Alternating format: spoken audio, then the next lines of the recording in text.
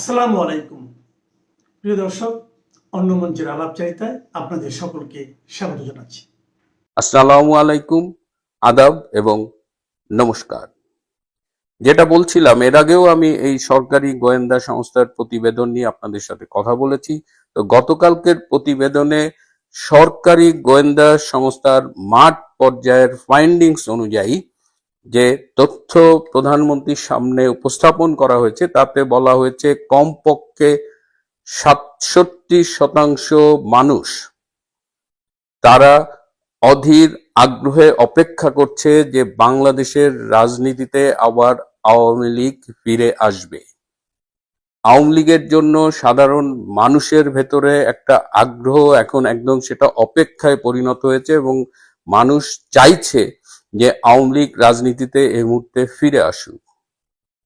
এই পিলে চমকানো তথ্যে সরকারের নীতি নির্ধারকদের মধ্যে এক ধরনের আলোচনা হয়েছে এবং আপনারা রিসেন্টলি খেয়াল করেছেন যে আওয়ামী লীগের উপরে সরকারি প্রশাসন যন্ত্রের নির্যাতন কিন্তু বিগত দিনের চেয়ে অনেক বেড়ে গিয়েছিল।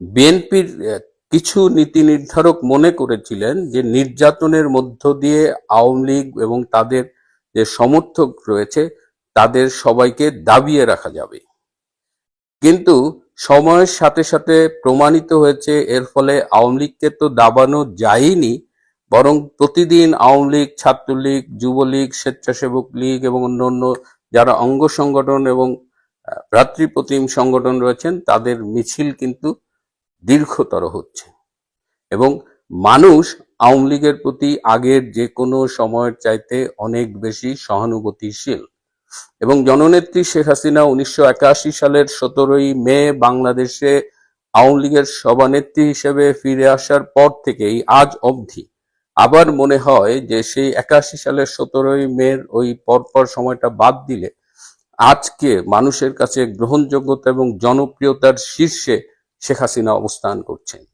তো মানুষ আওয়ামী লীগকে ফিরে চায়, এর পাশাপাশি মানুষ শেখ হাসিনাকেও ফিরে পেতে চায়। বাংলাদেশ এমন একটা ফেইল্ড স্টেট হবার দিকে যাচ্ছে, এমন একটা মিস গভর্নেন্স হচ্ছে যে মানুষ এখন প্রতিটি পদে পদে শেখ হাসিনার অভাব অনুভব করছে এবং তারাই বলছে যে শেখ হাসিনার আমলে কোনটা ভালো ছিল, কোনটা কেমন ছিল এবং বর্তমান আমলে কি অবস্থা।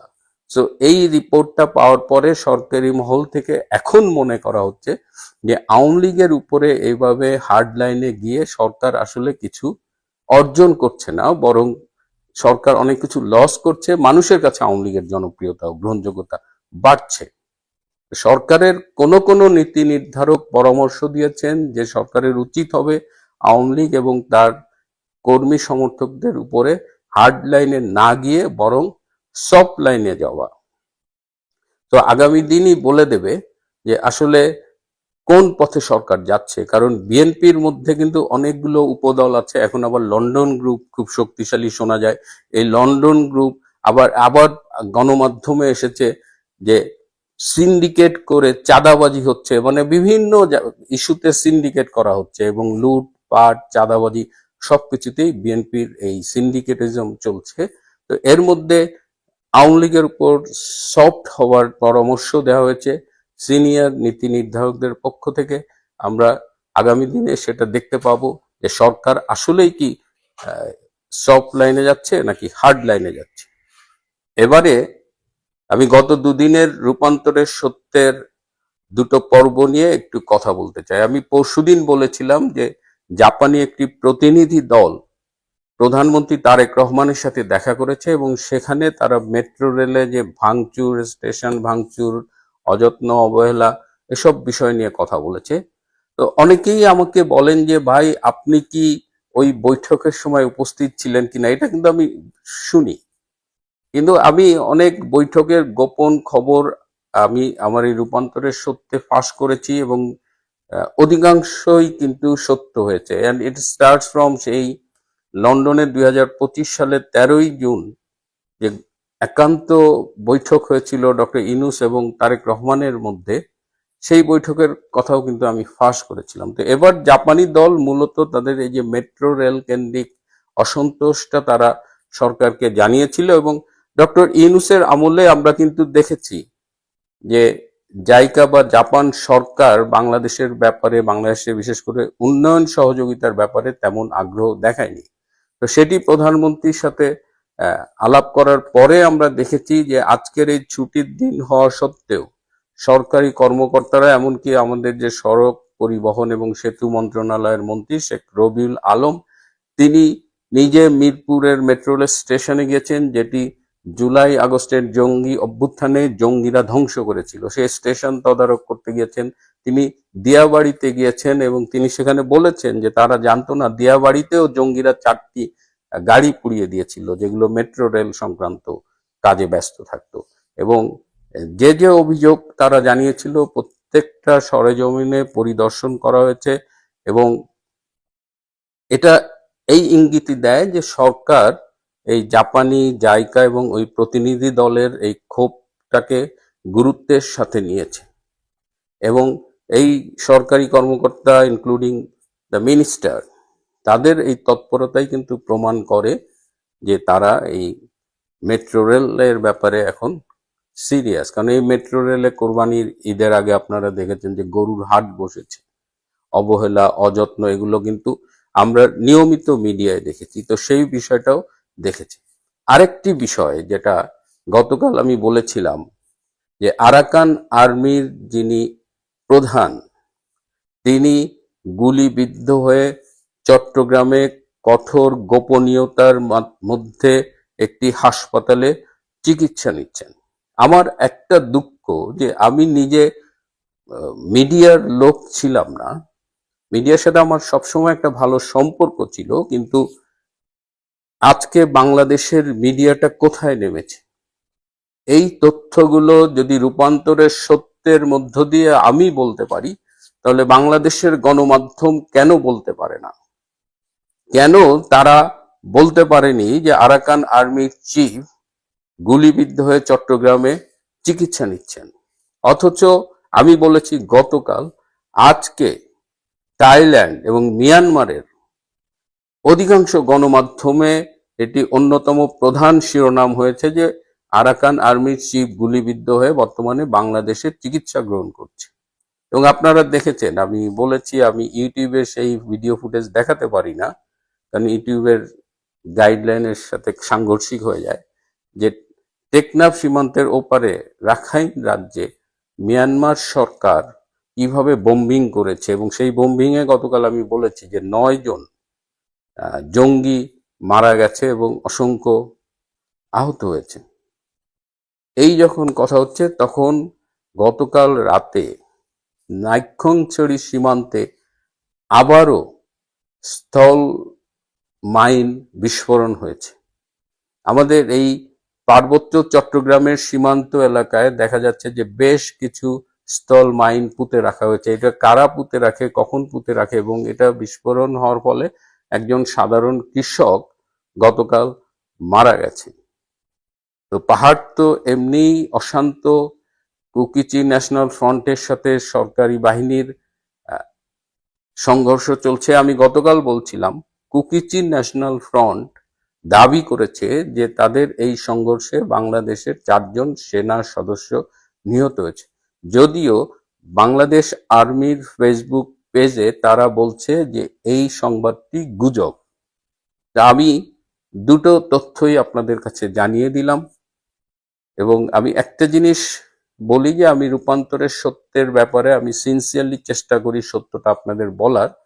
এবং রূপান্তরের সত্যে এমন কিছু আমি বলি যেটা প্রথমবারের মতো আমরাই বলি, তারপর এখান থেকে অনেকেই এটা তাদের মতো করে বলেন। রূপান্তরের সত্যকে তারা মেনশন করেন না, এটা নিয়ে আমার কোনো মানে আপত্তি নাই, দুঃখ নাই। সত্যটা সবার কাছে যাক, সূত্রটা মেনশন হোক বা না হোক। এবং আমি আশা করি বাংলাদেশের গণমাধ্যম যেন ওই মতি এবং মাহফুজের মতো নতজানু না হয়, কেউ কেউ অন্তত মেরুদণ্ড সোজা করে দাঁড়াক। প্রিয় বন্ধুরা, আজ এ পর্যন্ত। আগস্ট মাসে শেখ হাসিনা আসবেন ইনি বলেছিলেন কয়েক জায়গায়, শুধু আপনার এখানে না, কয়েক জায়গায়। আমি গুরুত্ব দেইনি তা না, আমি একটু অবাক হয়েছি যে এটা তো আমার বলার কথা, আমিও বলার সাহস পাইলাম না, তথ্য পাইলাম না। কমরেড সামাদ ভাই কিভাবে বললো? আমি ফোন করবো ভাবতেছিলাম সামাদ, সামাদ ভাই এটা তো লোকজন বিশ্বাস করবে না, বা আমিও সংশয়ে আছি। ঠিক তার কিছুদিন পরে দেখলাম শেখ হাসিনা ঘোষণা দিলেন, জননেত্রী শেখ হাসিনা, আমি ডিসেম্বরে আসতেছি। তার মানে সামাদ ভাই যেটা বলেছেন সেটা কোনো না কোনো ভাবে তিনি কারো না কারো কারো কাছ থেকে, বা তিনি অনুমান করে হাইপোথিসিসে তিনি বুঝতে পেরেছিলেন যে শেখ হাসিনা আসবেন বা ফিরবেন। কারণ দেশের যে পরিস্থিতি, শেখ হাসিনা কেন আসবেন, সামাদ ভাই অনুমান করেই বলুক আর তথ্য নেই বলুক, এটার সাথে আমরা একটু যুক্তি মিলাই, তাহলেই হয়ে যাবে।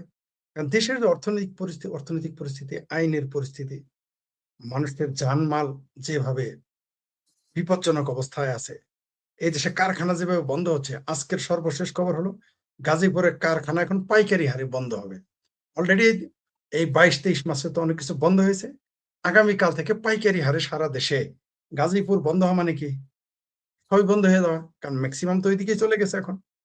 তারপর ঢাকার ভিতরে থাকতেই পারবে না, এত খরচ, তারা এমনি চলে গেছে। কিছু শ্রমিক ছিল কম বেতনে, গাজীপুরে থাকতো, সাভারে থাকতো, তারাও চলে যাবে, কারণ বন্ধ হয়ে গেলে তো চলে যেতে আপনি বাধ্য। তো এটা কেন হচ্ছে, কি কারণে হচ্ছে? আবার এইদিকে ইসরায়েলের রাষ্ট্রদূত বলেছে বাংলাদেশে হামাসের ঘাঁটি আছে। আবার আমেরিকার একজন নেতা মন্ত্রী ইসরায়েলে গিয়ে বলেছেন যে ইহুদি এবং ইসরায়েলের জন্য আমেরিকা ঠিক আছে, বলে নাই আমেরিকার জন্য ইহুদি এবং ইসরায়েল ঠিক আছে। সবগুলো আপনি মেলান, বাংলাদেশে এই মুহূর্তে আওয়ামী লীগের উপর যে নির্যাতন, নিপীড়ন, পাষণ্ডতা দেখানো হচ্ছে, সব মিলিয়ে আপনি যদি দেখেন তাহলে শেখ হাসিনা আসতেছে। কেন আসতেছে? কেন আসতেছে? কারণ মানুষের পেটে ভাত নাই, আগেও ছিল না, এখন আরো কমে গেছে। মানুষের চাকরির বন্দোবস্ত নাই, চাকরি আরো চলে যাবে, বন্দোবস্ত তো নাই, চলে যাবে। তারেক রহমানের চেহারাটা দেখেন, চেহারা দেখলেই বোঝা যায় যে তিনি ভয়ে আছেন। তার বডি ল্যাঙ্গুয়েজ দেখেন, দেখে বিশ্বাসই হয় না যে সে একজন দেশের প্রধানমন্ত্রী। আপনি তার বডি ল্যাঙ্গুয়েজ দেখেন, সর্বোচ্চ মনে হয় যে তিনি একটা টেনিস ক্লাবের সভাপতি, বা কোনো স্কেটিং ক্লাবের সভাপতি, বা তিনি কোনো ব্যবসায়িক সমিতির, বণিক সমিতির সভাপতি, এরকম তারে মনে হয়। তারে কিন্তু দেশের প্রধানমন্ত্রী মনে হয় না। আর আমাদের কমরেড সামাদ ভাই যেটা বললেন যে যুদ্ধ অবস্থা শুরু হওয়ার আগে কিছু সিমটম থাকে, তার অন্যতম সিমটম হইল দেশের আইন শৃঙ্খলার চরম অবনতি, কাউকে কিছু না বলা। আর আপনি যেটা বললেন যে বিএনপি, জামাত, এনসিপি, আমার ভাবির পোলারা এক হয়ে যাচ্ছে, এরা তো একই, এরা এক হয়ে যাচ্ছে না। এরা 24 সালেও 5ই আগস্ট এক ছিল, এখনো একই আছে। এরা ভাগ ভাগ করে বসে আছে, কেউ ডাইনে, কেউ বামে, কেউ মাঝে, কেউ স্পিকারের চেয়ারে, কেউ প্রধানমন্ত্রীর চেয়ারে, কেউ স্বতন্ত্রের চেয়ারে, কেউ বিরোধী দলের চেয়ারে, এরকম ভাগ ভাগ করে তারা বসে আছে। অর্থাৎ একই মাছের বাজারে সবাই এক গোষ্ঠীরই মাছ বেচার লোকেরা, এরা তো আলাদা ছিল না কখনো। আর ওই যে যেটা আপনি বললেন এবং কমরেড সামাদ ভাই বললেন, শেখ হাসিনার আসার ঘোষণা হওয়াতে তারা আরো নড়েচড়ে বসেছে, কারণ তারা জানে তাদের কি পরিণতি হবে। কারণ তারা কি কি অন্যায় করছে সবাই জানে, যাহা আমরা জানি না তাহা তো তারা জানে। আপনারা যে এই যে জুলাই আন্দোলনের নির্যাতন, নিপীড়নের যতটুকু আমরা জেনেছি, যেহেতু মিডিয়া স্বাধীন নয় এবং মিডিয়া এখন তাদেরই হাতে, যারা জুলাই সন্ত্রাস ঘটিয়েছে, আমরা অনেক কিছু জানতে পারতেছি না। আপনি কল্পনাই করতে পারবেন না কি কি নির্যাতন তারা করছে এবং করতেছে, এগুলো সব মিডিয়াতে আসবে। তো তারা তো তাদের পরিণতি জানে যে কি হবে, তাই তারা ভয়ে ঐক্যবদ্ধ হয়ে যাচ্ছে এবং হবেই, তারা ঐক্যবদ্ধ হবেও। এখন বলেন যে আওয়ামী লীগ কিভাবে আসবে, আগেও বলেছি আপনার চ্যানেলে, সামাদ ভাই বললেন, সামাদ ভাইয়ের যে লাস্ট ভার্স সেটার সাথে আমি একমত, যে এখন মুখোমুখি হওয়া ছাড়ার উপায় নেই। আমি যখন প্রথম পোস্ট দিয়েছিলাম, প্রথমে লিখেছিলাম ছাত্রলীগের ভরসা হয়ে ফিরে আসার কোনো সুযোগ নাই, তাকে ভয়ঙ্কর রূপে ফিরতে হবে। এখানে ভয়ঙ্কর রূপে বলতে বুঝাইছি মুখোমুখি হইতে হবে স্বাধীনতা বিরোধী। ছাত্র দলের কেন্দ্রীয় নেতারা সেটা প্রতিবাদ করলো, আমাকে সরাসরি বলেনি। দেখলাম যে তার 3 দিন পরেই বিভিন্ন জায়গায় লেখা থাকে ছাত্রলীগ ভরসা হয়ে ফিরবে, ভয়ঙ্কর হয়ে নয়। তখন বুঝতে পারলাম সরাসরি আমার কিছু বলতে পারে না, তাই তারা এই ভাষা প্রয়োগ করছে। ওয়েল, ভালো, আমিও চাই ছাত্রলীগ ভরসা হয়ে ফিরুক, আওয়ামী লীগ ভরসা হয়ে ফিরুক। কিন্তু তারপরের 6 মাসে যা যা ঘটলো, তারপরে কিন্তু আর আওয়ামী লীগের ভরসা হয়ে ফিরার কোনো সুযোগ নেই, ছাত্রলীগেরও না, আওয়ামী লীগের না। আর তারপরের 1 বছর যা ঘটেছে এবং এখন পর্যন্ত যা ঘটতেছে, ছাত্রলীগ, আওয়ামী লীগ বা মুক্তিযুদ্ধের পক্ষের মানুষকে কি ভরসা হয়ে ফিরে আসার সুযোগ আছে? নাই। আমি সামাদ ভাইয়ের সাথে ঐক্যমত সংহতি প্রকাশ করতেছি বা একমত হচ্ছি যে বাংলাদেশ এখন যে পরিস্থিতিতে আছে, ময়দান, বাংলাদেশের যে ময়দানটা তৈরি করে রেখেছে যে বা যারা, এমন ময়দানই রাখা হয়েছে, এখন যুদ্ধ ছাড়া কোনো বিকল্প নেই। সেটা সিভিল ওয়ার হতে পারে, সরাসরি যুদ্ধ হইতে পারে, বহু কিছু করতে পারে, অর্থাৎ রক্তপাত অনিবার্য, মুখোমুখি হওয়া অনিবার্য। কারণ এরা জানে এরা উঠে গেছে বাঘ না, এরা একই সাথে বাঘ এবং সিংহের পিঠে উঠেছে, নামলেই বাঘ আর সিংহ খেয়ে ফেলবে। তাই তারা তাদের সর্বোচ্চ চেষ্টা করবে যারা এখন ক্ষমতাছে থাকার জন্য।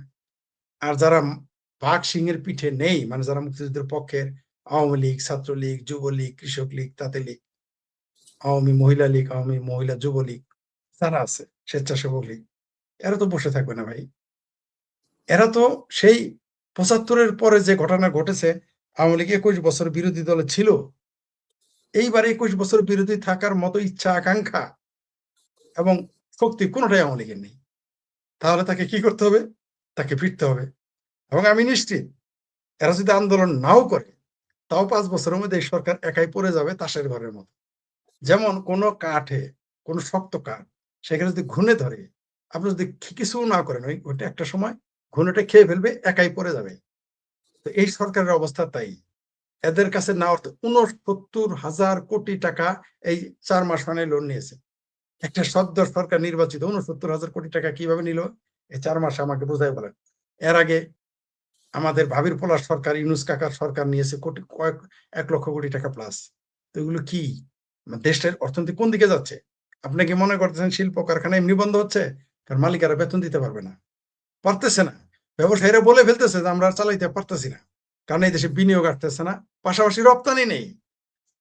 সামাদ ভাই যদি নিজে তার নাটোরে বিনিয়োগ না করে, আপনি যদি সিলেটে বিনিয়োগ না করেন, আমি যদি জামালপুরে বিনিয়োগ না করি টাকা থাকা সত্ত্বেও, তাহলে জামালপুরে অন্য কেউ বিনিয়োগ করবে, সিলেটে অন্য কেউ বিনিয়োগ করবে, নাটোরে অন্য কেউ বিনিয়োগ করবে। আমরা ৩ জন যদি আমাদের ডিস্ট্রিক্টে বিনিয়োগ না করি, ধরেন আমাদের সামর্থ্য আছে হাজার হাজার কোটি টাকা বিনিয়োগের, আমরা আমাদের জেলাতে করি না, আর অন্য ওই বরিশাল থেকে এসে বিনিয়োগ করবে, বরিশাল থেকে বিনিয়োগ করবে, ঢাকা থেকে বিনিয়োগ করবে। এত পাগল তো হয় নাই, এত পাগল তো মানুষ হয় নাই। তো এই দেশে না বিনিয়োগ আছে, না চাকরি আছে, না কর্মসংস্থান সৃষ্টি হচ্ছে, একটার সাথে একটা রিলেটেড। ব্যাংক খালি হয়ে যাচ্ছে, মানুষ ভয় পাচ্ছে, মানুষ কিন্তু ভয়ের মধ্যে আছে। আমার সাথে, আপনি জানেন যে আমার সাথে স্ট্রিট পিপলের কথা হয়, সব পেশাজীবী, সামাদ ভাই যেমন বললো, সামাদ ভাই রাজনীতিটাই তেমন, সব পেশাজীবী মানুষের সাথে চলতে হয়। আমার ধারণা তার এই অফিস রুমে একমাত্র শুধুমাত্র প্রস্টিটিউট ছাড়া সব পেশার মানুষ আসে, পিয়ন থেকে শুরু করে বড় কর্মকর্তা, হাজি গাজী, বদমাইশ, গুন্ডা সবই আসে, সবাই, সব পেশার মানুষ আসে, ব্যবসায়ী, চাকরিজীবী, রিক্সাওয়ালা সবাই আসে, হুজুর, আলেম ওলামা সবই আসে। এক মুফতি সাহেবকে তো আমাদের দেখালেনি তিনি। তেমনি আমিও সবার সাথে কথা বলি, দেশের অবস্থা ভালো না। আপনি বিশ্বাস করেন এই মুহূর্তে বিএনপির লোকজন অসন্তুষ্ট, নিজেরাই অসন্তুষ্ট, কিন্তু তারা চুপচাপ বসে আছে।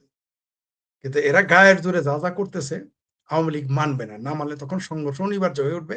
আর শেখ হাসিনা তো ঘোষণা দিয়েই ফেলেছেন, যদি তিনি বলতেন আমি আসতেছি, আগে যা বলেছেন সমস্যা ছিল না, সেটা তারিখ তিনি ওই যে বিএনপির মতো বলতেন আগামী ঈদে আসতেছি, ঈদের পর আসতেছি, এইগুলো বলে তিনি বলে দিয়েছেন ডিসেম্বরে। আর তিনি তো তারেক রহমান না, তিনি শেখ হাসিনা, তিনি বলতে পারবেন না আগামী বছর ডিসেম্বর, বা বলতে পারবেন না ২৭ আবার যে ২৮ সালের ডিসেম্বর, তিনি বলতে পারবেন না, এই সুযোগ তার নাই। তিনি বলছেন বাংলাদেশের এই আওয়ামী লীগ বছরের ভিতরে, এই বছরের মানে এই ডিসেম্বরের ভিতরে। সেটাই বলতেছি, উনি সুনির্দিষ্ট করে বলে দিয়েছেন, আগামী ঈদ বলেন নাই, বলছেন যে আগামী ডিসেম্বর, বলছেন এই ডিসেম্বরে আমি আসবো। আর তিনি বলেছেন যেহেতু একটা কিছু ঘটবেই, একটা কিছু ঘটবেই, এবং বড় কিছু ঘটবে। এই সরকার তার সাথে চায়নার সাথে চুক্তি করেছে, চায়নাকে করিডোর দিয়েছে, ভারত এটাকে ভালো চোখে দেখে নাই, চায়নাকে করিডোর দিয়েছে, আমেরিকাটা ভালো চোখে দেখে নেই। আবার আমেরিকাকে আপনি চুক্তি করেছেন, চায়না এটা ভালো চোখে দেখে নাই, ভারতও ভালো চোখে দেখে নাই। এই যে যে একটা ত্রিমুখী চতুর্মুখী যুদ্ধ আমাদের সামনে অপেক্ষা করতেছে, আমার কেন যেন মনে হয় আমরা, সামাদ ভাই যেটা বললেন যে এই দেশে যুদ্ধ অনিবার্য, আমারও তাই মনে হচ্ছে। এবং মুক্তিযুদ্ধের পক্ষ বিপক্ষ আবার যুদ্ধ হবে। আর ভারতের এই মুহূর্তে আর ভারত সময় দিবে না, কারণ ভারত বুঝে ফেলেছে যে বাংলাদেশ এতদিন আমেরিকার পকেটে ছিল, এখন চায়নার পকেটে চলে যাচ্ছে, ভারত আর এই ঝুঁকি নেবে না। ভারত এই মুহূর্তে তার হাতে একটাই রঙের টেক্কা আছে, খেলবে, সেটা হলো জননেত্রী শেখ হাসিনা, তার নেতৃত্বে মুক্তিযুদ্ধের পক্ষের শক্তি। এবং তিনি যেদিন ঘোষণা দেবেন, আপনি কল্পনাই করতে পারবেন। আপনারা তাকে বলেছিলাম, আমি প্রথম বলেছিলাম যে টঙ্গী ইজতেমার ময়দানে শেখ হাসিনাকে 50 লক্ষ মানুষ সংবর্ধনা দিবে, 3 দিন তাকে সেখানে থাকতে হবে। এখন সেটার সংখ্যা কিন্তু বেড়ে গেছে, 5 কোটি হয়ে গেছে। এই মুহূর্তে তিনি ঘোষণা দিলে তারা যাকে পছন্দ করেনি তারাও যাবে। আগে তো আপনাকে বলে নেই মেয়ে মানুষ আসবে, বলছিলাম 50 লক্ষ মানে সাধারণ মানুষ আসবে। এবার আপনাকে বলে দিলাম কমসে কম যদি নাও আসে 20 লক্ষ নারী থাকবে, মানে কমের পক্ষে 20 লক্ষ নারী থাকবে শেখ হাসিনাকে সংবর্ধনা জানানোর জন্য। কোনো সেনাবাহিনী ঠেকাইতে পারবে না, কোনো পুলিশ বাহিনী ঠেকাইতে পারবে না, কারো হিম্মতই নাই। শেখ হাসিনা যেদিন ঘোষণা দিবে, ধরেন তিনি ঘোষণা দিলেন আমি 16 ডিসেম্বর আসবো, বা তিনি ঘোষণা দিলেন আমি 1 ডিসেম্বর আসবো। ধরেন তিনি ঘোষণা, যেটা সামাদ ভাই বলছেন যে ডিসেম্বর না আগস্টে ঘোষণা দিয়ে দিল যে আগস্টে আসবো, হতে পারে তিনি ডিসেম্বর বলছেন বলে ডিসেম্বর আসবেন এমন তো কথা না, তিনি আগেও চলে আসতে পারেন, অস্বাভাবিক কিছু না। তাহলে তিনি যদি কালকে ঘোষণা দেন আমি আগস্টের 1 তারিখে আসবো, আপনি নিশ্চিত থাকেন আগের দিন রাত 12টা পর্যন্ত সেনাবাহিনী, বিএনপি, জামাত, হেফাজত খুব চেঁচাবে, মোল্লা মিলিটারি খুব চিৎকার চেঁচামেচি করবে, হ্যান করেঙ্গা ত্যান করেঙ্গা, প্রয়োজনে নেটো বাহিনীর আনার হুমকি দিবে। কিন্তু দেখবেন যেই দিন তিনি শেখ হাসিনা যে টাইম আর ডে ঘোষণা করবেন, ওই দিন সকালেই দেখবেন যে সেনাবাহিনী সব বের আগে, একটা বাইরে নাই, সব ভিতরে ঢুকে থাকবে। কারণ আপনি 1 কোটি মানুষকে ঠেকাইতে পারবেন না, সম্ভবই না। বাংলাদেশের সেনাবাহিনী 1 কোটি মানুষকে ঠেকাইতে পারবে না, কতজন লোক আপনি মারবেন? আর 1 কোটি হবে না তো, কোটি কোটি মানুষ হবে শেখ হাসিনা। আর আগে তো বলেছিলাম শেখ হাসিনা হেলিকপ্টারে আসবে, আমার কেন যেন এখন সন্দেহ হয় তিনি হয়তো পায়ে হেঁটে আসবেন, এবং তার সাথে সাথে দেখবেন যে কিভাবে ওই যে বাসিয়ালার মতো, হ্যামিলনের বাসিয়ালার মতো তার পিছনে কিভাবে মানুষ ছোটে, এটা আপনারা দেখতে পারবেন। এবং এর জন্য কিন্তু আওয়ামী লীগ যে ভালো কাজ করছে তার জন্য কিন্তু যাবে না। কেন যাবে জানেন?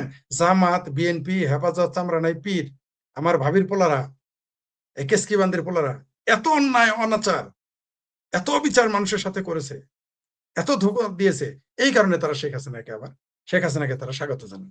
জি, ধন্যবাদ।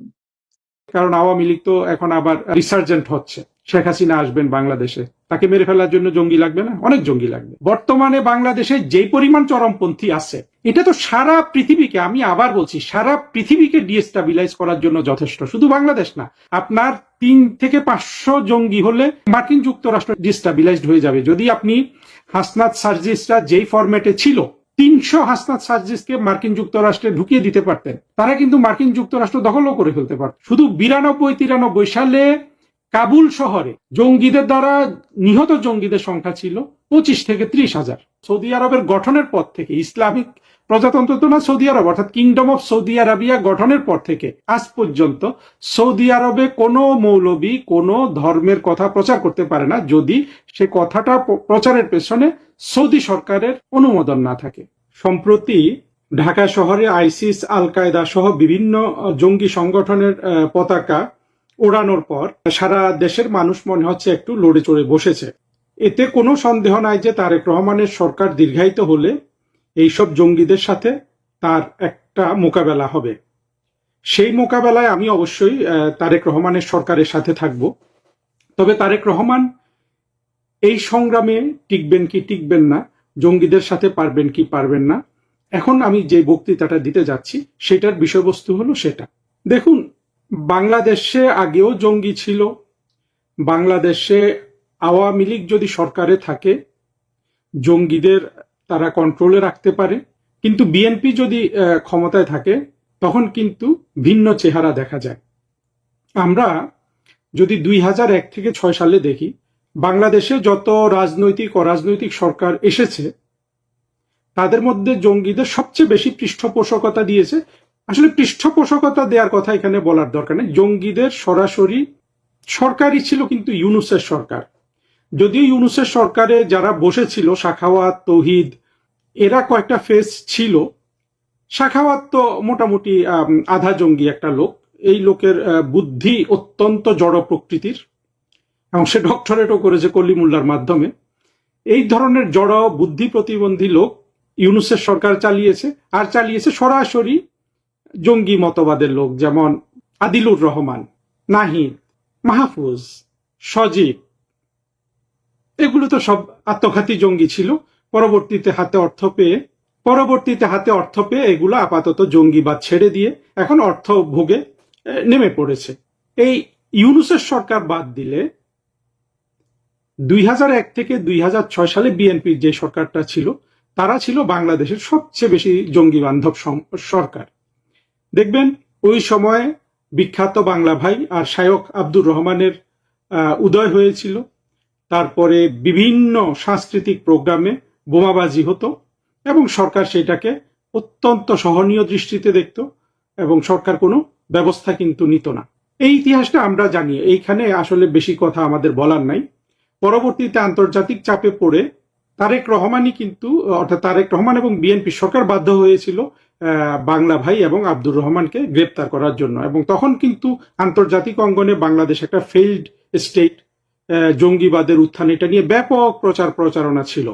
আমাদের অত্যন্ত দুঃখের সাথে লক্ষ্য করতে হয় যে তার চেয়ে অনেক বেশি, অর্থাৎ বিএনপির ওই 2001 থেকে 6 সালে যে পরিমাণ জঙ্গিদের যে আধিপত্য বাংলাদেশে ছিল, তার চেয়ে অনেক বেশি আধিপত্য বাংলাদেশে জঙ্গিদের কিন্তু 2024-এর জুন জুলাইতে তো তারাই কিন্তু আওয়ামী লীগের সরকারের পতন ঘটিয়েছে। পরবর্তীতে তারা সরকার গঠন করেছে, সরকারের শিখণ্ডী হিসাবে তারা কয়েকজন মানুষকে রেখেছে, ইউনুস, তৌহিদ, এই ধরনের কিছু মানুষ, সালেউদ্দিন, আর বাকি সব জঙ্গি বান্ধব, এমনকি জঙ্গি বান্ধব নারীও পেয়েছে। আপনারা যদি লক্ষ্য করেন 2024-এর জঙ্গি উত্থানকালে নারীর ব্যবহার তো বুঝতে পারেন, এটা এক ধরনের ইসলামিক জঙ্গিদের মতো করে নারীর ব্যবহার, এটা কিন্তু বাংলাদেশে আগে আর কোনো আন্দোলনে দেখা যায় নাই। অর্থাৎ আমার ভাইয়েরা রক্ত দিচ্ছে কথাটা তখন বলা হয়েছে, কিন্তু আসলে ওরা তো রক্ত নিচ্ছিল।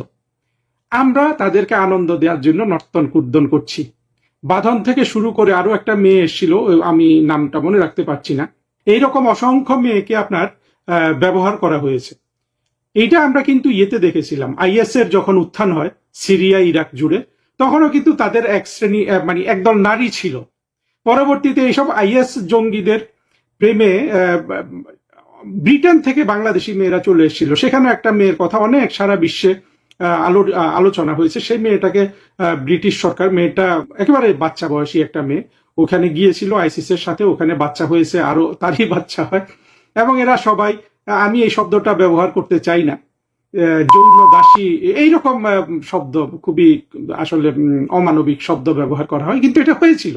একইভাবে আইএস এর জঙ্গিদের যেভাবে নারীরা পছন্দ করত, অর্থাৎ মৌলবাদ সমাজ থেকে যে নারী আসে, সেইভাবে কিন্তু দেখবেন যে বাংলাদেশের এই মৌলবাদ শ্রেণীর মেয়েদের কাছে হাদি কিন্তু অসম্ভব জনপ্রিয়। আমরা 24-এর জঙ্গি উত্থানকালে নারীর এই ব্যবহারটা দেখলাম। এটাকে তারা ইসলামিক কায়দায় তারা জায়েজ মনে করে, তো সেদিকে যাচ্ছি না, কিন্তু এটা কিন্তু খুবই একটা দেখার মতো বিষয়, কিভাবে নারীর ব্যবহার হয়েছে, নারী তো না, মেয়েদের ব্যবহার হয়েছে এই জঙ্গি উত্থানে, তাদেরকে দিয়ে মিছিল করানো, সবকিছু কিন্তু একটা বিশেষ অনুভূতিকে নাড়া দেওয়ার জন্য।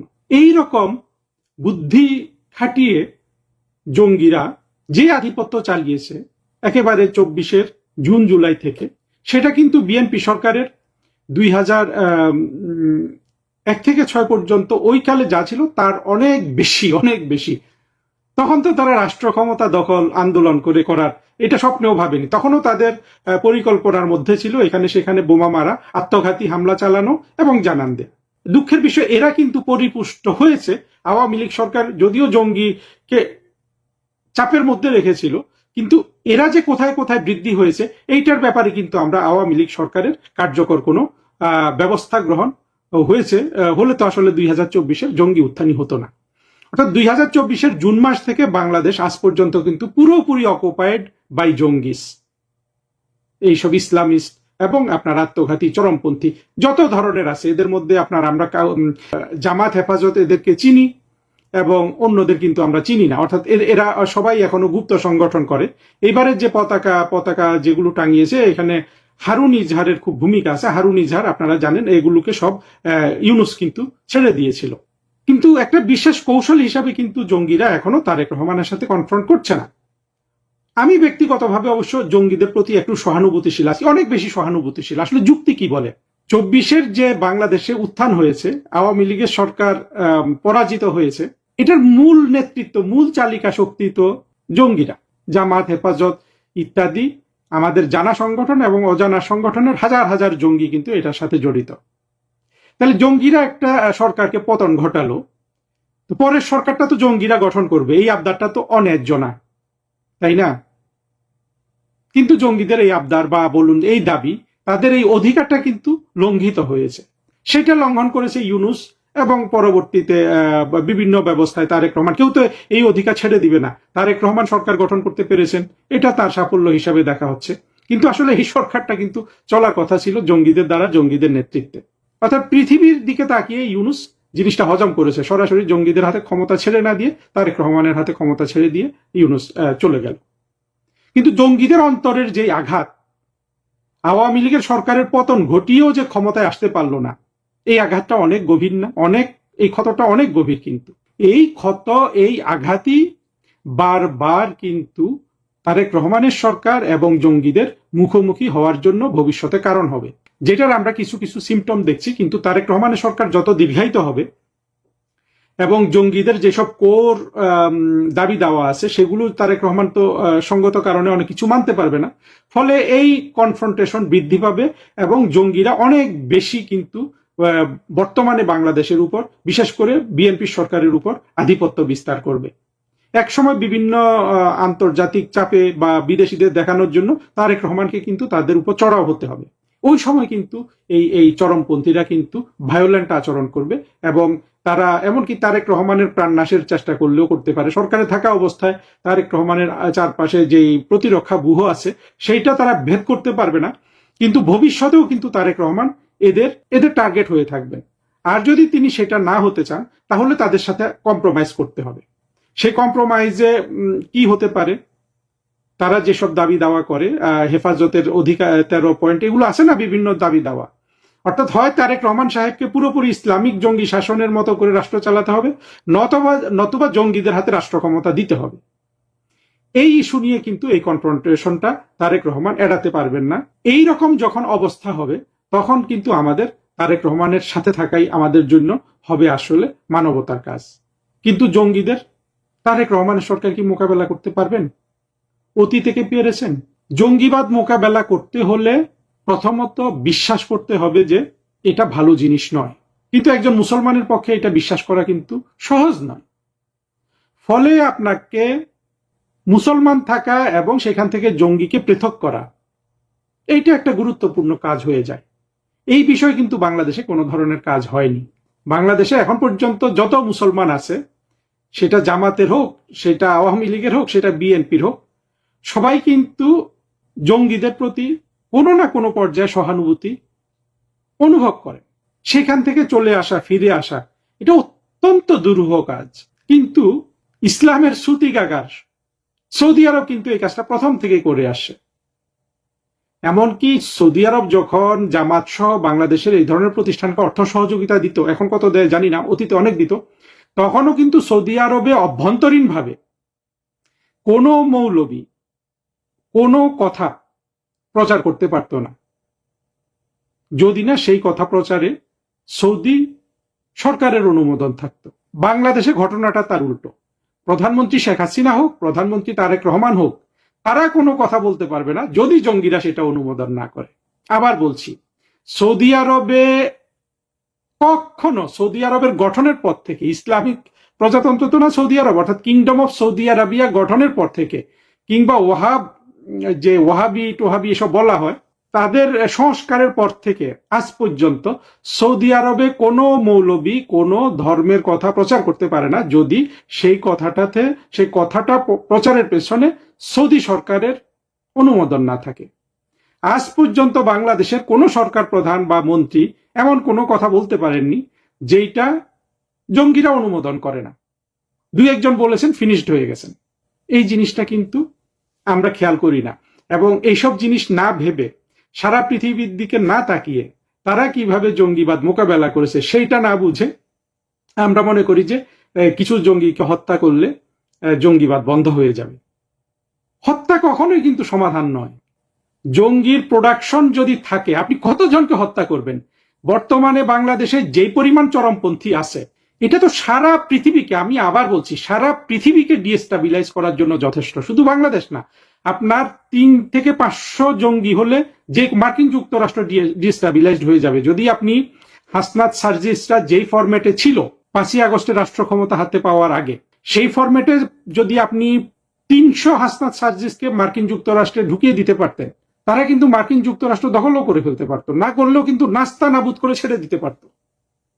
আপনি যদি হারুন ইজহারের মতো 10 থেকে 20 জনকে ভারতে প্রবেশ করিয়ে দিতে পারেন, ভারত সরকার নাস্তা নাবুদ হয়ে যাবে। এইভাবে বাংলাদেশে কত লক্ষ জঙ্গি এখন আছে, এরা সারা পৃথিবীটাকে ডিস্টাবিলাইজ করার জন্য যথেষ্ট। এটা কিন্তু কেউ কি আমরা লক্ষ্য করছি, কেউ কি আমরা অনুভব করছি এই জিনিসটা? করছি না। তাহলে উপায় কি?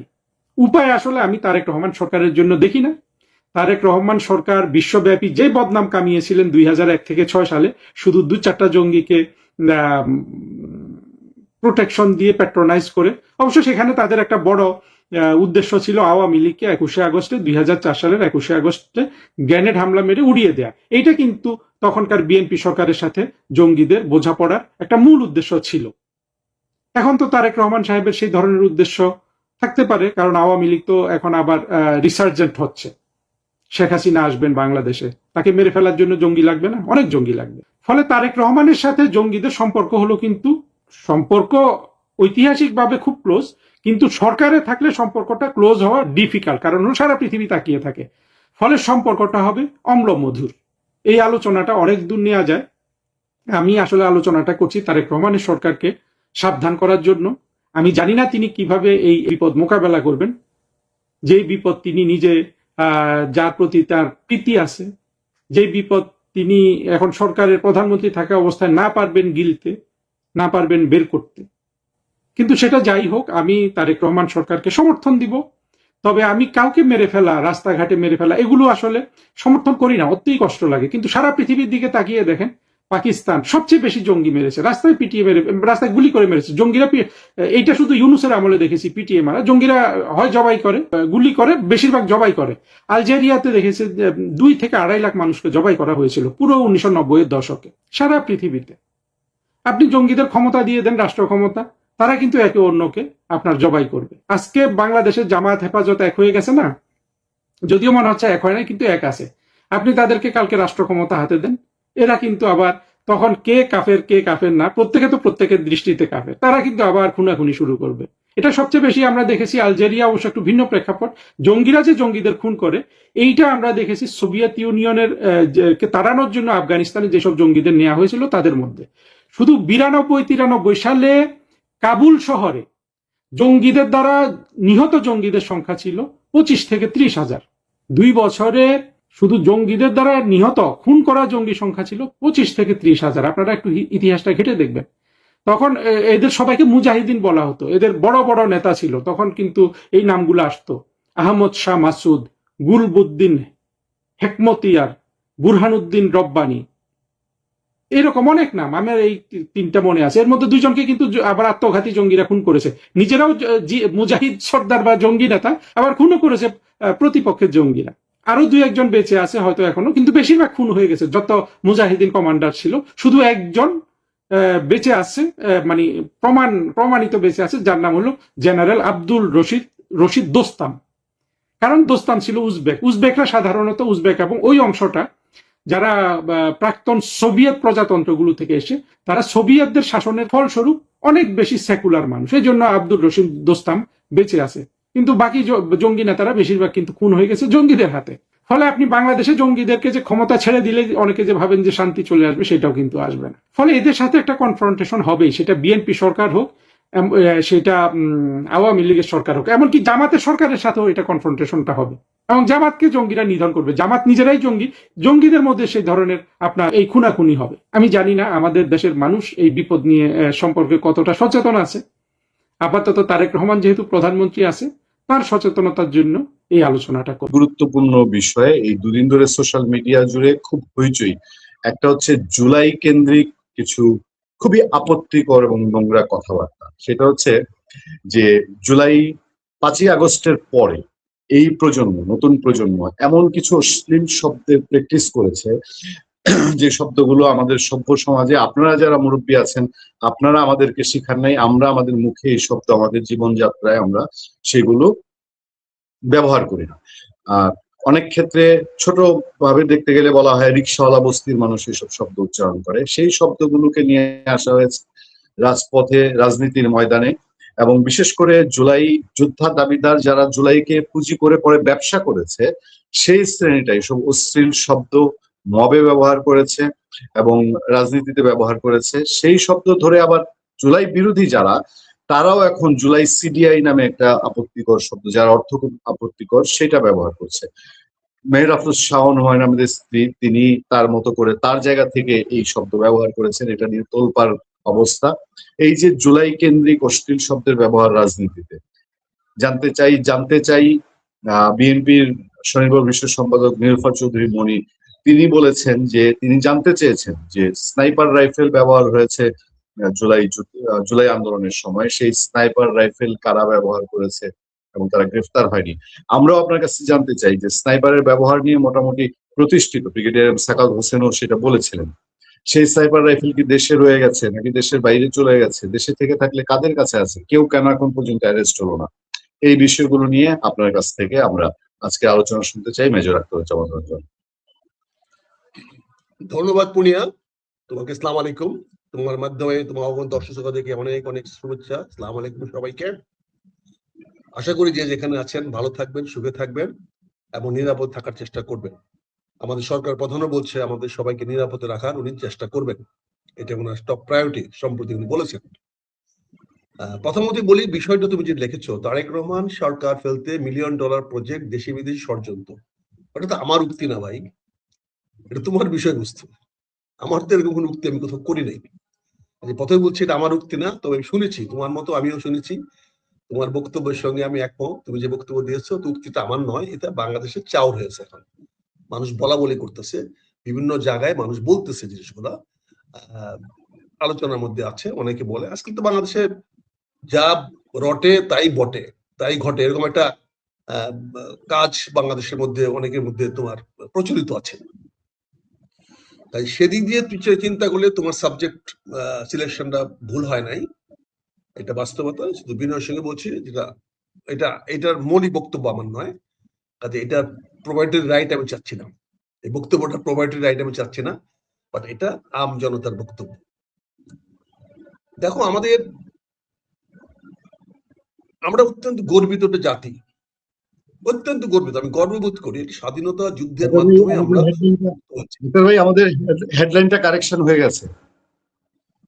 Thank you very much, thank you. নাহলে এটা মানুষ ভুল বুঝতে হচ্ছে না। আই এগ্রি উইথ ইউ, তোমার এটা agree with you. Thank you very much, many thanks. Otherwise মানুষ ভুল বুঝতে পারতো, মনে করতো এটা প্রোভাইডার রাইট হিসাবে আমাকে বুঝতে পারো। বাট তোমার এই বক্তব্যের সঙ্গে আমি দ্বিমত পোষণ করছি না। এই বক্তব্যটা বাজারে চালু আছে, বিভিন্ন দলগুলো কথাবার্তা বলতেছে। আমি যে কথাটা বলছিলাম, আমরা অত্যন্ত গর্বিত বাংলাদেশিরা। বাংলাদেশ স্বাধীনতা যুদ্ধের মাধ্যমে আমরা অর্জিত হয়েছে, একটা মহান মুক্তিযুদ্ধের মাধ্যমে আমরা স্বাধীন হয়েছি। আমরা মূলত বলতে গেলে এই বাংলাদেশের মানুষ হাজার বছর ধরে পরাধীন ছিল। আমার মনে হয় আমার যখন প্রথম বঙ্গ সৃষ্টি হয়েছিল, তারপরের থেকে আমরা বিভিন্ন সময়ে বিভিন্ন রাজা বাদশাদের, বিভিন্ন পশ্চিমা গোষ্ঠীদের হাতে আমরা পরাজিত হয়েছি, আমাদেরকে বিভিন্ন সময় আসছে। কিন্তু এই বাংলাদেশে আমরা স্বাধীন হয়েছি প্রথম 1971 সনের 16 ডিসেম্বর। এই যুদ্ধটা আমাদের শুরু হয়েছিল 26শে মার্চে। সেই যুদ্ধে আমরা জয়লাভ করে, আমাদের ভারতীয় বন্ধু তাদের সাহায্যে আমরা জয়লাভ করেছি। আজকে আমাদের দুর্ভাগ্য আরেকটি, যে পাকিস্তান বিইং আমাদের একই ধর্মের লোক হয়ে, একই মুসলমান হয়ে, তারা আমাদেরকে স্বাধীনতা দেয় নাই। আজকে তারা আমাদের জন্য অনেক দরদ দেখাচ্ছে, অনেক ভালো কথা বলছে, কিন্তু তারা আমাদের দরদ দেখায় আমার জন্য আসে নাই। আজকে যে বন্ধু ইরানের পাশে গিয়ে আমরা দাঁড়িয়েছি, যে বন্ধু ইরানের কাছে গিয়ে আমরা আজকে ওনাদের জানাজায় আমরা অংশগ্রহণ করেছি, আমি এনাদের ধন্যবাদ জানাই, শুকরিয়া আদায় করি। দুর্ভাগ্য হলো ইরান আমাদের মুক্তিযুদ্ধের সময় আমাদের পাশে দাঁড়ায় নাই। এটা আমি মনে করে দিচ্ছি আজকের প্রজন্মকে। সম্মানিত দর্শক, 2026 সনের জুলাই মাসের 2 তারিখে আমি এই ভিডিওটি করছি। গতকাল ছিল ব্যাংক হলিডে, জুলাই মাসের প্রথম দিন। যদি আমরা স্মরণ করি 2024 সনের এই জুলাই মাসের প্রথম দিনটি, সারা বাংলাদেশ উত্তাল, কোনো কিছুই কারো নিয়ন্ত্রণে ছিল না। মানুষের মধ্যে বা মানুষের রক্তের মধ্যে একটি বিপ্লব, একটি আন্দোলন, একটি অভ্যুত্থানের যে বারুদ, এটি মিশে গিয়েছিল। যে রমণী কোনোদিন ঘর থেকে বের হয়নি, তিনিও এই সময়টাতে বের হয়ে গিয়েছিলেন। যে শিশু সারাদিন বসে শুধু কার্টুন দেখতো, মিকি মাউস বা ধরুন টম অ্যান্ড জেরি, সেও জানালা দিয়ে উঁকি দিয়ে মিছিল দেখাকে মনে করতো জীবনের সবচেয়ে বড় বিনোদন, প্রাপ্তি, আত্মতৃপ্তি। যে দুর্বল এবং ভীরু মানুষটি ঘর থেকে বের হতো, বাজারে যেত, মসজিদে যেত, আর মাথা নিচু করে ঘরে ঢুকতো, সেও মসজিদ থেকে বের হয়ে বাজার থেকে আসার পথে দাঁড়িয়ে দাঁড়িয়ে ছাত্র জনতা যারা আন্দোলন করছে তাদের সেই দৃশ্য দেখত। জুলাইয়ের পরে কি হবে, শেখ হাসিনার পতনের পরে কি হবে, সারা বাংলাদেশ কোথায় কিভাবে যাবে, আমরা কেউ কল্পনা করিনি। আমরা শুধু চেয়েছি শেখ হাসিনার পতন হোক। ঠিক এরকম একটা প্রেক্ষাপটে জুলাই গেল, আগস্টের 5 তারিখে আমরা একটা নতুন পরিবেশ পেলাম, নতুন পরিস্থিতি পেলাম। আমাদের অনেকের জন্য আনন্দ, কিন্তু বাংলাদেশের 6 কোটি মানুষ যারা আওয়ামী লীগের সঙ্গে জড়িত ছিল সরাসরি, তাদের জীবনে রীতিমতো বিভৎস কালো রাত্রি চলে এলো। যেভাবে পাকিস্তান হানাদার বাহিনী 1971 সনের 25শে মার্চ তারিখে সমস্ত বাঙালির জীবনে এক দুর্বিষহ, 7.5 কোটি বাঙালির জীবনে এক দুর্বিষহ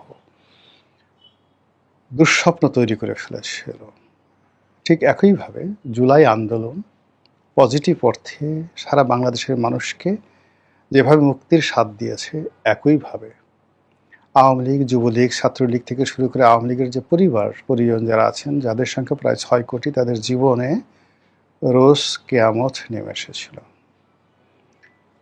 ফলে কি হলো, যেটিকে তারা 36শে জুলাই বলে, মানে 36শে জুলাই মানে আগস্ট মাসের 5 তারিখে যেদিন শেখ হাসিনা গেলেন,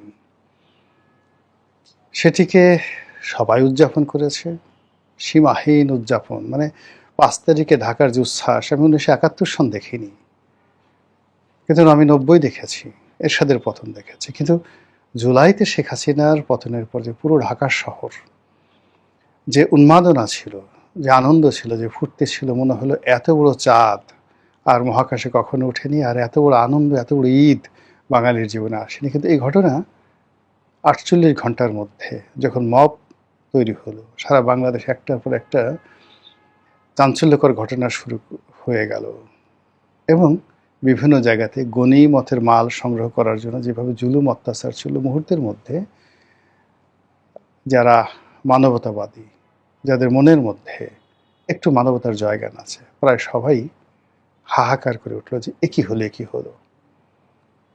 তারপর ধীরে ধীরে শুরু হলো মব, গালাগালি, টিনের ছেলে কাউয়া, অমুক আমার, 1 2 3 4, এই 1 2 3 4 অমুকের অমুক মারতে মারতে সেই বুড়া নাই, গুঁড়ো নাই, নারী নাই, পুরুষ নাই।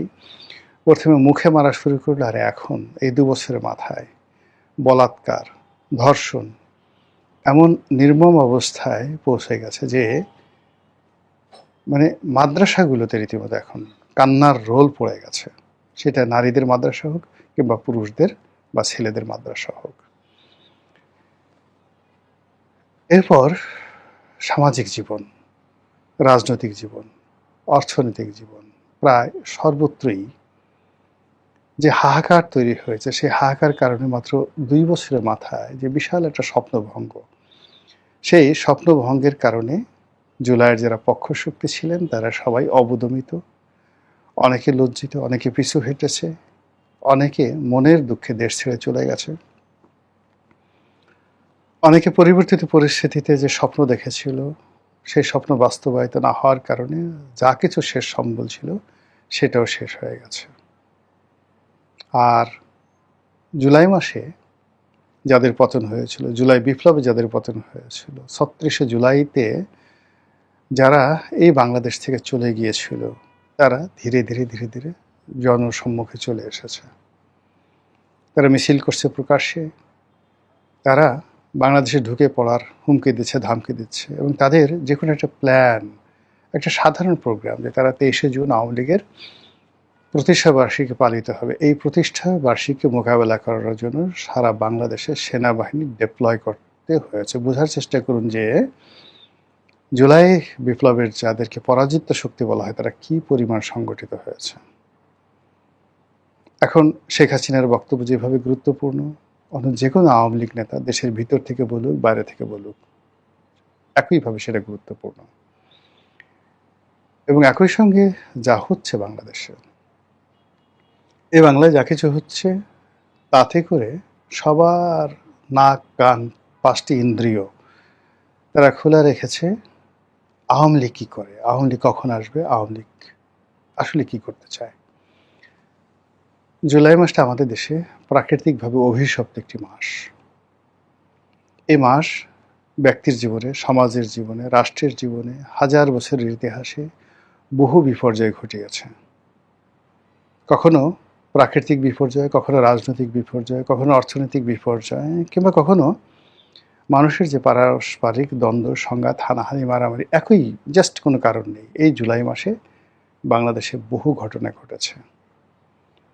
আগস্ট মাসে এটা ধারাবাহিক থাকে, কিন্তু আগস্ট মাসে জুলাইয়ের যে উত্তেজনা, সেই উত্তেজনার যে চূড়ান্ত যে রূপ, এটা আমরা আগস্ট মাসে দেখতে পাই। আমাদের যে রাজনৈতিক দলগুলো রয়েছে সেই রাজনৈতিক দলগুলোর জন্য আগস্ট মাস অভিশপ্ত। আওয়ামী লীগের 15ই আগস্টে বঙ্গবন্ধুকে হারিয়েছে। 21শে আগস্টের গ্রেনেড হামলায় আওয়ামী লীগের যে ক্ষতি হয়েছে, দেশের রাজনীতির যে ভিত্তিগুলো, মৌল ভিত্তিগুলো নষ্ট হয়ে গেছে। এবং শেখ হাসিনা যেভাবে এর দ্বারা তাকে পৃথিবী থেকে সরিয়ে দেওয়ার যে চক্রান্ত করা হয়েছিল কিয়ামত পর্যন্ত, শেখ হাসিনার বংশধর, তার শুভানুধ্যায়ী কেউ 21শে আগস্টের গ্রেনেড হামলাকে ভুলতে পারবে না। যারা এই হামলা করেছে তাদেরকে স্বয়ং আল্লাহ যদি বলেন, আওয়ামী লীগের লোকজন ক্ষমা করবে না। আওয়ামী লীগ কিয়ামত পর্যন্ত খুঁজতে থাকবে কে 21শে আগস্টের গ্রেনেড হামলা চালিয়েছে, তাকে ধরো, তাকে মারো, প্রতিশোধ নাও। এরকম একটা অবস্থা, জিঘাংসা তৈরি হয়ে গেছে আগস্ট মাসের 17 তারিখে। এই আগস্ট মাসের 21 তারিখে আওয়ামী লীগের জন্য। আবার এই আগস্ট মাসের 17 তারিখে 2005 সনে, পরপর 2004 সনে হলো 21শে আগস্টের গ্রেনেড হামলা, আর 2005 সনে 17ই আগস্ট সারা বাংলাদেশে একযোগে একই সঙ্গে জঙ্গিরা সমস্ত কোর্ট কাছারিগুলোতে, প্রত্যেকটা জেলা শহরের ডিস্ট্রিক্ট জজ আদালতে তারা বোমা হামলা চালালো। এবং সেই বোমা হামলায় একজন জজ মারা গেলেন, বহু ক্ষয়ক্ষতি হলো সারা পৃথিবীতে। বাংলাদেশের যে জঙ্গিবাদ, বাংলা ভাই, আব্দুর রহমান থেকে শুরু করে জামাত, এদের সবার বিরুদ্ধে একটা জনমত তৈরি হয়ে গেল সারা পৃথিবীতে। মার্কিন স্টেট ডিপার্টমেন্ট থেকে শুরু করে সব জায়গাতে এই জঙ্গিদের মদতদাতা হিসেবে বিএনপিকে ব্ল্যাকলিস্ট করা হলো। এবং বিএনপির শীর্ষ নেতৃত্বে যারা ছিলেন সবাই আমেরিকার খাতায় একজন দাগী মানুষ হিসেবে, কলঙ্কিত মানুষ হিসেবে সেখানে তাদেরকে লেখা হলো। এই গেল সেই অবস্থা। তো সেই যে ধারাবাহিকতা, সেই ধারাবাহিকতা বছর গেলে যখনই জুলাই আসে, যখনই আগস্ট আসে, সে গত 17 বছর কিন্তু আওয়ামী লীগ কেঁদেছে। আর সেই কান্নাটি আবার 2024 সালের আগস্ট মাসের 5 তারিখে তাদেরকে একেবারে মাটির সঙ্গে মিশিয়ে দিয়েছে। এখন প্রশ্ন হলো যে এত বড় একটা বিপ্লব, এত বড় একটা অন্যায়, এত সুদীর্ঘকালের শাসন, যেটিকে এখন ফ্যাসিবাদী শাসন বলা হচ্ছে, এরপরে আওয়ামী লীগের তো অস্তিত্ব থাকার কথা নয়, আওয়ামী লীগের নাম নেওয়ার মতো কিন্তু মানুষ বাংলাদেশে থাকার কথা না। কিন্তু কেন আবার আওয়ামী লীগ তার স্বরূপে ফিরে আসার চেষ্টা করছে? কেন আওয়ামী লীগ ভয় দেখাচ্ছে? কেন আওয়ামী লীগকে আমরা ভয় পাচ্ছি? কেন আওয়ামী লীগ নিয়ে আলোচনা করছি? কেন কেন কেন? পাগলের মতো শুধু এই প্রশ্নগুলো। আমাদের যেভাবে প্রশ্ন আছে, দ্বিতীয় যে স্তর, সেটি হলো আওয়ামী লীগ কি এই জুলাই আগস্ট মাসে বসে থাকবে? হয়তো বসে থাকবে, হয়তো নাকে তেল দিয়ে ঘুমাবে, হয়তো যে যার অবস্থানে থেকে পোলাও কুরমা কালিয়া কোপ্তা খাবে, কেউ হয়তো হাজারি করবে, ডাজ নট ম্যাটার, আমরা কিচ্ছু জানি। কিন্তু আমাদের আতঙ্ক যে সুসংগঠিত আওয়ামী লীগ তার রাজনৈতিক ক্ষমতা, তার শক্তি, তার অর্থ, তার বিত্ত, এবং সর্বোপরি ভারতের ইসরায়েলের মোসাদ, সিআইএ এবং তাদের অন্য যে সকল সাহায্যকারী শক্তি রয়েছে, অক্সিলারি ফোর্স রয়েছে, তাদের মাধ্যমে বাংলাদেশে নাশকতা চালানোর চেষ্টা করবে, সরকারকে ভয় দেখানোর চেষ্টা করবে, আওয়ামী লীগের আধিপত্য বিস্তার করার চেষ্টা করবে এবং যে কোনো একটা কর্ম ঘটিয়ে তারা সরকারকে বিশ্ববাসীর কাছে বিব্রত করবে। এখন বাংলাদেশে যা কিছু হচ্ছে নেতিবাচক, প্রায় সব কিছুর জন্যই সকল পক্ষ আওয়ামী লীগকে দায়ী করছে। সাদা পতাকা সারা বাংলাদেশে টানানো হচ্ছে, সবাই বলছে এটা রয়ের একটা মাস্টার প্ল্যান। এটা আওয়ামী লীগ এই কাজগুলো করছে মূলত ধর্মকে ব্যবহার করে, জামাতকে এবং অন্যান্য ইসলামী যে দলগুলো আছে তাদেরকে পশ্চিমের কাছে হেয় করার জন্য। আওয়ামী লীগের যে রাজনৈতিক কৌশল এবং তাদের যে বুদ্ধিমত্তা, তারা এই কাজ করতে পারে, আবার নাও করতে পারে, কিন্তু ঘটনাগুলো ঘটছে এবং এই পতাকা টানানোর ফলে আমাদের সমস্যা হচ্ছে।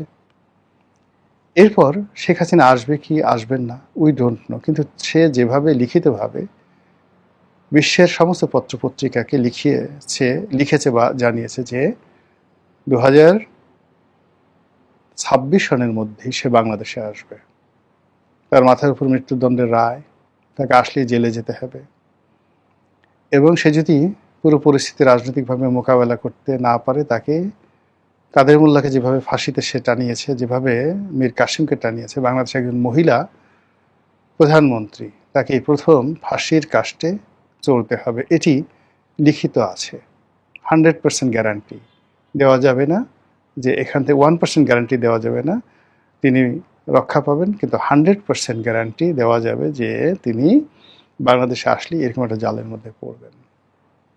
সেই ঝুঁকি তিনি জানেন, তারপর তিনি আসতে চাচ্ছেন। তার মরণের কেন এত স্বাদ, কেন ফাঁসিতে ঝুলার তার এত আগ্রহ?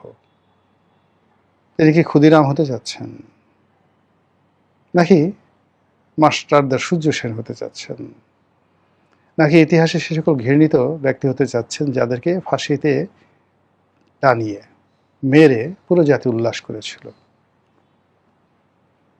তিনি যেহেতু সালাউদ্দিন কাদের চৌধুরীকে ফাঁসি দিয়েছেন, দেলোয়ার হোসেন সাঈদীর মতো বাংলাদেশের সবচেয়ে জনপ্রিয় ব্যক্তিত্ব জেলখানায় তার জমানাতে ঢুকে ঢুকে পড়েছেন, তিনি বাংলাদেশে তারই সমপর্যায়ের প্রধানমন্ত্রী খালেদা জিয়াকে চ্যাং দোলা করে নিয়ে জেলখানাতে আটকে রেখেছেন এবং শেষ পর্যন্ত তাকে তিনি আবার নিজে দয়া করে মুক্তি দিয়ে তাকে তুচ্ছ তাচ্ছিল্য করেছে যে আমার দয়ায় মুক্তি পেয়েছে।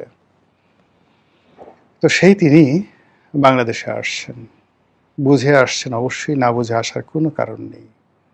তিনি আসছেন প্রতিপক্ষকে শায়েস্তা করার জন্য, অথবা প্রকৃতির ডাকে সাড়া দিয়ে পিপিলিকার পাখা হয় মরিবার তরে, বা সেদিন যখন খুব জ্যোৎস্না ছিল, সকলে সকল রকম চিন্তা করিল কিন্তু গণেশের স্বাদ জাগিল, এরকম জ্যোৎস্না যদি সে আর জীবনে না পায়, এই জন্য এই জ্যোৎস্না দেখে সে মরে যেতে চাইল। এরকম অনেক জ্যোৎস্না নিয়ে বহু মানুষের মৃত্যুর স্বাদ জেগেছে, অতি আনন্দে মানুষ মরতে চায়। তো শেখ হাসিনা কি সেইভাবে মরতে চাচ্ছে? আর সে বাংলাদেশে এলে কি হবে না হবে এটা নিয়ে এখন চুলচেরা বিশ্লেষণ হচ্ছে, এবং পুরো ঘটনা অর্থাৎ এই যে শেখ হাসিনা আসবে কি আসবেন না, এবং তার যদি তিনি আসেন তা অবশ্যই ডিসেম্বর ডেডলাইন, আর ডিসেম্বর যদি ডেডলাইন হয় তার টোটাল যে স্লট এবং প্লট সেটা 2026 সনের জুলাই এবং আগস্ট মাস। ফলে এই জুলাই এবং আগস্ট মাস আওয়ামী লীগ যে কী করবে,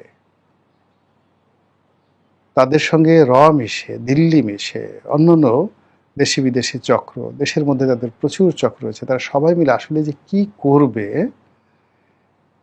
এটি অবশ্যই আমাদেরকে গুরুত্ব সহকারে ভাবতে হবে, যার যার অবস্থান থেকে সতর্ক থাকতে হবে। এর কারণ হলো পুরো সমাজ ট্রাম্বলিং ইন ফিয়ার, ভয়ে কাঁপছে, অস্থিরতায়, অনিশ্চয়তা, এই অস্থিরতা এবং অনিশ্চয়তায় সারা দেশে তোলপাড় চলছে। কাজেই anything might happen at any time. মহান আল্লাহ আমাদের সবাইকে হেদায়েত দান করুন এবং হেফাজত করুন। আসসালামু আলাইকুম ওয়া রাহমাতুল্লাহি ওয়া বারাকাতুহু।